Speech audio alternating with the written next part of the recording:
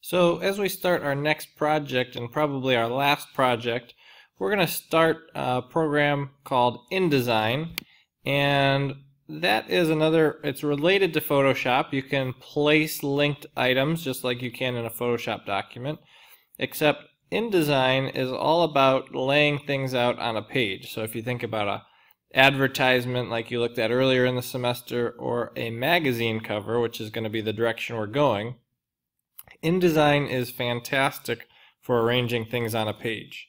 So what you're going to do first, just to kind of start to explore InDesign, is create an insert that's going to go on your portfolio. There's a little plastic sleeve and it fits right in there. This is a template that I've created for you that you want to use to create your insert.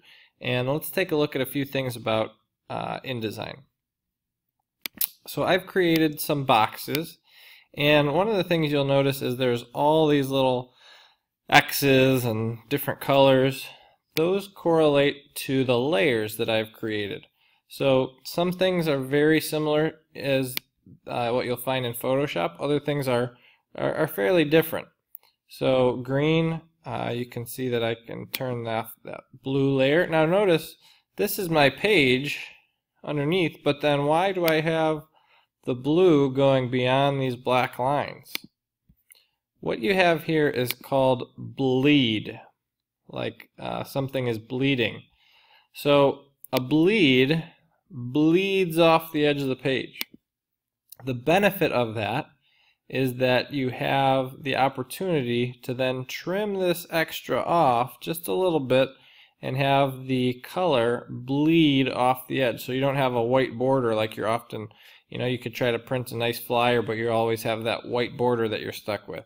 Having a bleed allows you to eliminate that. So that's one thing you need to be aware of. Another thing, I'm going to turn this background back on, and I can name it just like I would in Photoshop. I'm going to select this object, and you'll see there's blue and then there's this little other color. Now in Photoshop that handles differently than in InDesign. You can see how this other box is in front. I can click on that, and if I wanted to add a border to something, that is how I would select it. So I'd select that. I'm going to go to color, and we'll just set a black border. And so that you can see it, I'm going to go to, it's called a stroke. I want to make it real big so you can see. So there's my border.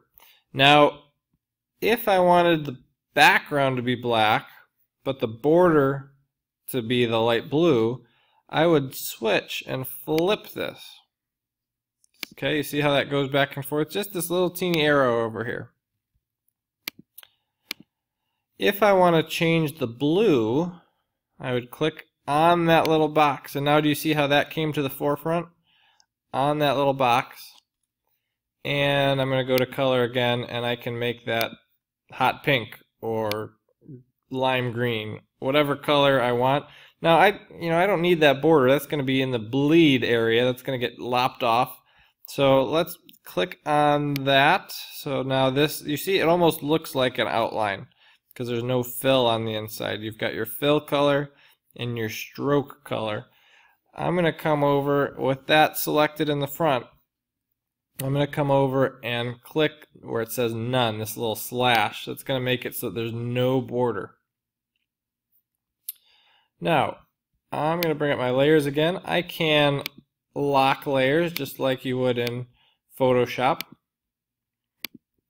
So if you want to adjust something and make sure you don't accidentally adjust the background now, which is now green, so let's call that green background. And I know that this text is on layer 1 because it's blue. So you can double click on that and it'll bring up, you can type into that. The same with on the spine. You can type into that. You can come up here and change the font.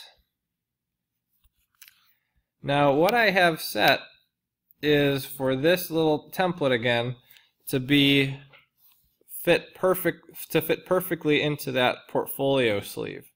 If you want to play with something else where it doesn't necessarily go there, that's fine. The only thing is, when we put it in the drawer, you want to be able to know that that is yours based on the spine, the top seam there. You'll want to be able to pull yours out quickly. You also want to make sure there's enough contrast there. So maybe I want the font to be white. I'm going to triple click to highlight the whole thing. You can see the T here selected. I'm going to go to color, click the white. Now what if it's like this and it only shows you the grayscale? Well, I can easily change that to CMYK, and I could give it a color of some sort if I wanted to. Just make sure there's enough contrast. Now, what if I want a border on the words? Now, it might be a little bit crazy because it's small here, but I can click on that again, right, because that's where the stroke is, and select black. Okay, not bad, not bad. I can make things large. So for example, I could select all of this and make it 18. I could change the font. I can even, if I take the eyedropper, click on the spine, and it's going to copy the font and the format. So from there I would just have to increase the size again. I can change so that my text is centered, but I have to have the text tool selected. So I'm going to select the text tool, and now I can come up here. This is probably a familiar symbol to you, align center. I can align left. If I do that, I don't want it right on the edge, so I'm going to move it in a little bit. Now keep in mind, this black line is where it's going to get cut. The paper is going to get cut here. So that's your bleed. You don't want to have words or anything that's important go over onto the bleed. All right, let's see what you got.